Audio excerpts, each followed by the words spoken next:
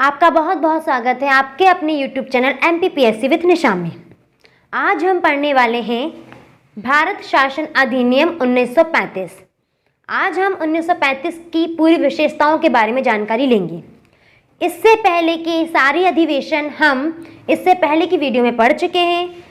1773 से लेकर 1919 तक कंप्लीट अधिनियम हम इससे पहले वाली वीडियो में पढ़ चुके हैं। तो आज हम पढ़ने वाले हैं 1935 का भारत शासन अधिनियम। यह MPPSC प्रीलिम्स का एक महत्वपूर्ण हिस्सा है, तो विशेष ध्यान दीजिएगा आप सभी। 1935 अधिनियम, यह अधिनियम भारत शासन के लिए एक बहुत ही इम्पॉर्टेंट अधिनियम था, क्योंकि इसी अधिनियम में से भारतीय संविधान के लिए बहुत सारी चीज़ें ली गई हैं। हमारा भारतीय संविधान 80% 1935 के अधिनियम के तहत ही बना हुआ है। 1935 का जो अधिनियम था वह भारत देश में एक उत्तरदायित्व सरकार लाने के लिए मील का पत्थर साबित हुआ। इस अधिनियम में यह बहुत ही लंबा और विस्तृत अधिनियम था। इस अधिनियम में 321 धाराएं थीं। इसमें 321 धाराएं थीं व अनुसूचियां थी 10।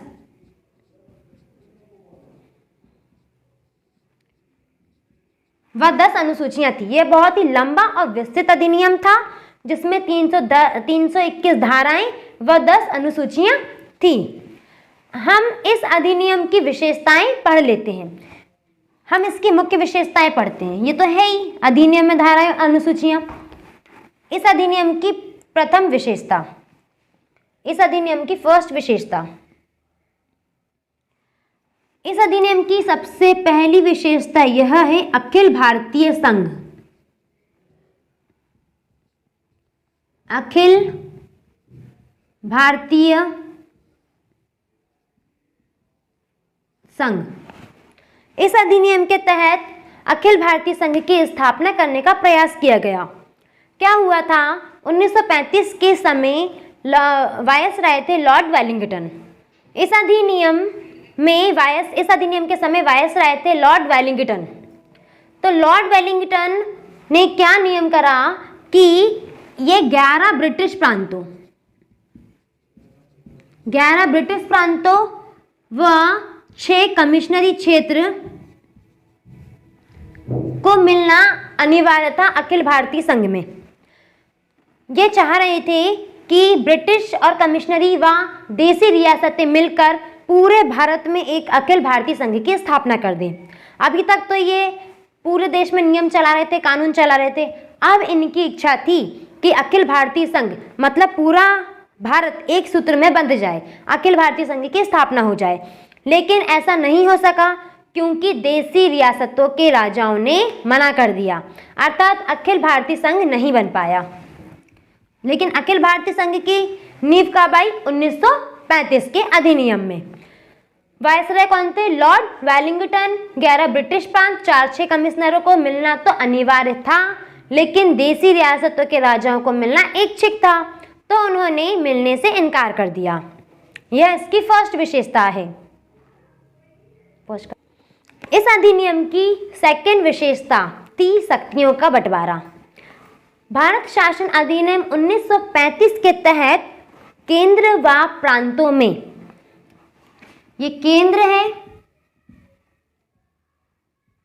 ये प्रांत है बहुत सारे, तो केंद्र टू प्रांत, केंद्र और प्रांतों में शक्तियों का क्या कर दिया गया, बंटवारा, तथा 3 सूची बनाई गई। पहली थी संघ सूची जिसमें 59 विषय थे, दूसरी थी राज्य सूची जिसमें 54 विषय थे, और थर्ड थी समवर्ती सूची जिसमें 36 विषय थे। संघ सूची में 59 विषय थे। इन सभी विषयों पर नियम बनाने का अधिकार केंद्र का था। इस पर कौन नियम बनाएगा, केंद्र बनाएगा, केंद्र सरकार बनाएगी। राज्य सूची में जो प्रांत थे, हमारे जो प्रांत थे, उनको 54 विषयों पर नियम बनाने के अधिकार मिल गए। तो इस पे कौन नियम बनाएगी, राज्य या प्रांत। समवर्ती सूची, इसमें केंद्र व राज्य दोनों मिलकर नियम बना सकते थे। यदि कोई टॉपिक प्रांत को नहीं समझ में आ रहा है तो केंद्र उस पर नियम बना सकती है और राज्य और केंद्र दोनों मिलकर भी इस पर नियम बना सकते हैं। ये थी आपकी समवर्ती सूची। और कुछ विशेष शक्तियां थी, अपशिष्ट विषय वो गवर्नर को दे दिए गए थे, वायसराय को। उस समय वायसराय कौन थे? 1935 के समय वायसराय थे लॉर्ड वेलिंगटन। ये थी आपकी सेकेंड शक्तियों का बंटवारा। पहली विशेषता थी अखिल भारतीय संघ की स्थापना, दूसरी विशेषता है शक्तियों का बंटवारा, केंद्र व प्रांतों में शक्तियों का बंटवारा। अब हम पढ़ेंगे इसकी तीसरी विशेषता। इस अधिनियम की तीसरी विशेषता थी प्रांतों से द्वैध शासन को समाप्त करना व प्रांतीय स्वायत्तता। मतलब कि 1919 के अधिनियम में हमने पढ़ा था कि 1919 के अधिनियम में यह था कि प्रांतों में द्वैध शासन प्रारंभ किया गया था। तो 1935 के अधिनियम के तहत इस द्वैध शासन को समाप्त कर दिया गया। प्रांतों से द्वैध शासन समाप्त कर दिया गया व प्रांतों को प्रांतीय स्वायत्तता दे दी गई। प्रांतीय स्वायत्तता दे दी गई मतलब प्रांत है एक स्वतंत्र इकाई के हिसाब से नियम बना सकते हैं। अब प्रांत स्वतंत्र रूप से नियम बना सकते हैं, यह उनको प्रांतीय स्वायत्तता दे दी गई। तो आप यदि क्वेश्चन आ जाए कि प्रांतीय स्वायत्तता कहाँ से आई है, किस अधिनियम के तहत आई है, तो इसका आंसर होगा 1935 के अधिनियम के तहत। तो यह हो गई इसकी थर्ड विशेषता। फर्स्ट हो गई अखिल भारतीय संघ, सेकंड हो गई शक्तियों का बंटवारा, थर्ड हो गई प्रांतों को स्वायत्तता देना, प्रांतीय स्वायत्तता। अब इसके हम चौथी विशेषता को पढ़ेंगे।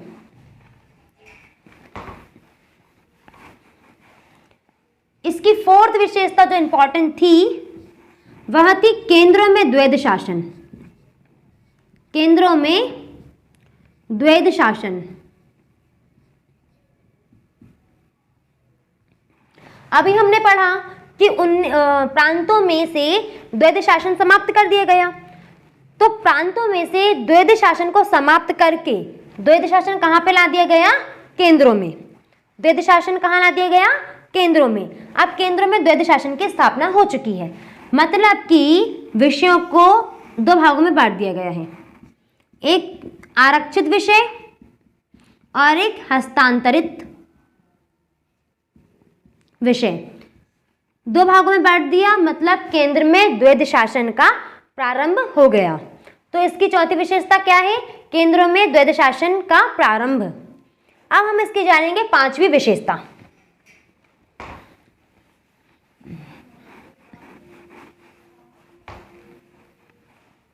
इस अधिनियम की पांचवी विशेषता थी संघीय न्यायालय।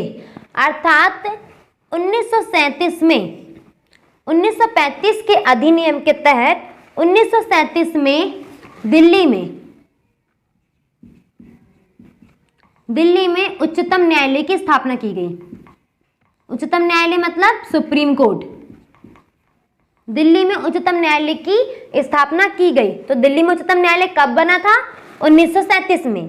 तो इसके प्रथम न्यायाधीश कौन थे? तो इसके प्रथम फर्स्ट जो न्यायाधीश थे वह थे जस्टिस हीरालाल कानिया। जस्टिस हीरालाल कानिया यह इसके प्रथम न्यायाधीश बने। यह हो गई संघीय न्यायालय, इसकी पांचवी विशेषता। अब हम पढ़ेंगे इसकी छठवीं विशेषता।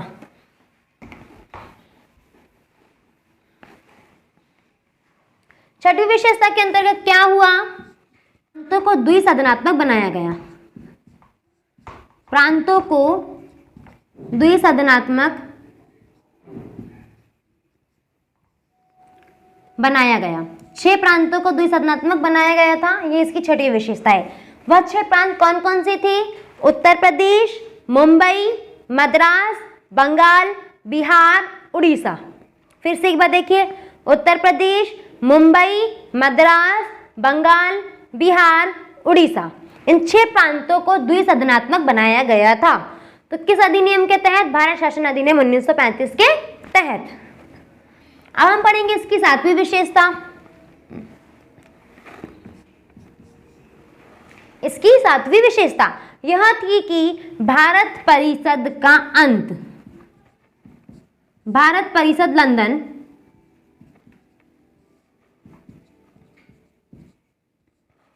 जो भारत परिषद लंदन में था, ये भारत परिषद कहाँ था, ये बिल्डिंग कहाँ थी, लंदन में थी, जो कि हमने पढ़ा था इससे पहले कि 1858 में बनी थी।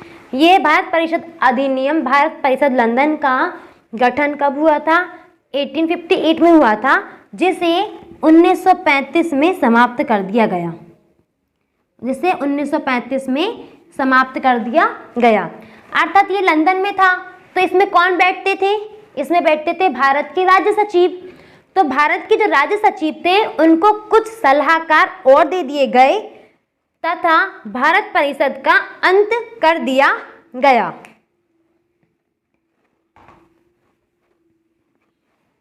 अब पढ़ेंगे हम इसकी 8वीं विशेषता, मुद्रा व साख के नियंत्रण के लिए, मुद्रा व साख के नियंत्रण के लिए, साख नियंत्रण के लिए, मुद्रा व साख नियंत्रण के लिए 1 अप्रैल 1935 को 1935 में भारतीय रिजर्व बैंक की स्थापना की गई। भारतीय रिजर्व बैंक कौन सा, अपना RBI, reserve bank of India. तो भारतीय रिजर्व बैंक की स्थापना किस अधिनियम के तहत की गई, भारत शासन अधिनियम 1935। कब की गई, 1 अप्रैल 1935। मुद्रा व साख नियंत्रण के लिए 1 अप्रैल 1935 को भारतीय रिजर्व बैंक की स्थापना की गई इसी अधिनियम के तहत। तो यह क्या थी, इस अधिनियम की 8वीं विशेषता। अब हम पढ़ेंगे इस अधिनियम की 9वीं विशेषता। इस अधिनियम की 9वीं विशेषता, इस अधिनियम में क्या हुआ, जो मजदूर वर्ग थे, मजदूर वर्ग थे, महिलाएं थी व दलित वर्ग, इन तीनों वर्गों को अलग से चुनाव करवाने के लिए सांप्रदायिक निर्वाचन प्रणाली को बढ़ाया गया। मजदूर वर्ग, महिलाएं व दलित वर्ग के लिए सांप्रदायिक निर्वाचन प्रणाली को और विस्तृत और बड़ा किया गया।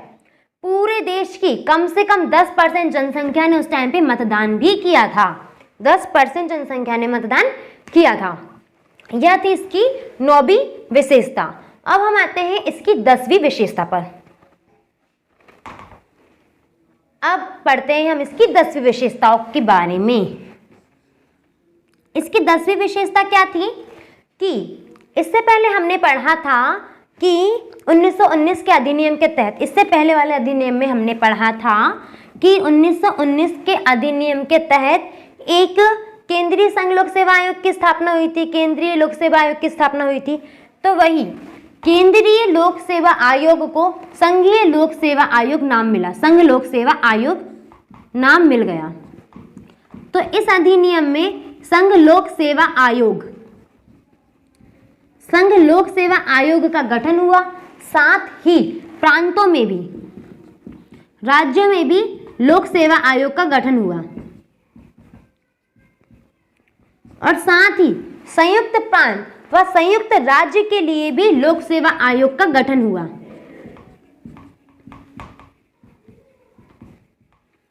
संघीय लोक सेवा आयोग का गठन हुआ, प्रांतों व राज्यों में लोक सेवा आयोग का गठन हुआ तथा साथ ही संयुक्त लोक सेवा आयोग का भी गठन भारत शासन अधिनियम 1935 के तहत हुआ। यह थी इसकी 10वीं विशेषता। अब हम आते हैं इसकी 11वीं विशेषता पर। अब हम आते हैं इसकी 11वीं विशेषता पर। तो 11वीं विशेषता क्या थी कि सिंध व उड़ीसा, सिंध व उड़ीसा दो नए प्रांत का गठन हो गया। सिंध व उड़ीसा ये दो नए प्रांत बन गए, ये दो नए प्रांत बन गए। यह थी इसकी 11वीं विशेषता। अब आते हैं इसकी 12वीं विशेषता पर। इस अधिनियम की 12वीं विशेषता यह थी कि जो वर्मा है, म्यांमार आज देश है जो, उसका पुराना नाम वर्मा था, तो वर्मा और अदन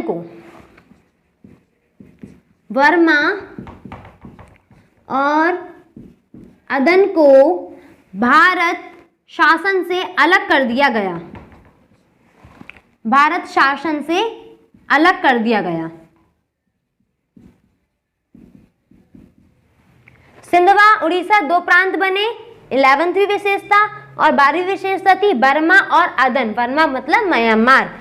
बर्मा और अदन को भारत के शासन से अलग कर दिया गया। भारत के शासन से अलग कर दिया गया। तो 1935 में ये 12 विशेषताएं हैं, इन्हें आप अच्छे से याद रखिए, क्वेश्चन इन्हीं के अंदर से आएगा। 1935 से प्रीलिम्स में यदि क्वेश्चन आएगा तो वह इसी के अंतर्गत ही आएगा। इसमें 12 विशेषताएं बहुत इंपॉर्टेंट विशेषताएं, और ये अधिनियम भी हमारे लिए बहुत इंपॉर्टेंट है क्योंकि हमारे संविधान का बहुत सारा हिस्सा इसी अधिनियम के तहत बना है। ठीक है, कुछ ऐसे अनुच्छेद थे जो कि पूरे के पूरे हमारे संविधान में यथा वैसे की वैसी ले लिए गए थे। तो हमने इसकी कितनी विशेषता पढ़ी? 12 विशेषताएं। यदि आपको वीडियो अच्छा लगा हो तो प्लीज़ लाइक कीजिए, सब्सक्राइब कीजिए और शेयर भी कीजिए। देखते रहिए MPPSC विथ निशा।